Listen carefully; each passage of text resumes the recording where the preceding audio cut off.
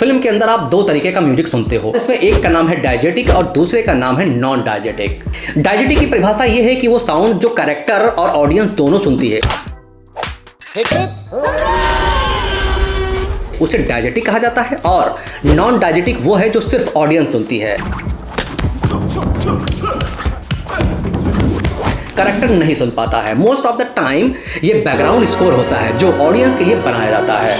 अगर डाइजेटिक का उदाहरण दूं तो कुछ इस तरह हो सकते हैं, जैसे कि car sound, lip sync music, gun fire और बहुत कुछ जो कि कैरेक्टर इन्हें सुन सकता है। और नॉन डाइजेटिक के बारे में अगर मैं बताऊं तो मेरा ये वीडियो है जिसमें मैं एक कैरेक्टर हूं, और हाँ, और अगर आप ये वाला साउंड सुन रहे हैं जिसे मैंने एडिटिंग टेबल पर यूज किया है, सुनिए।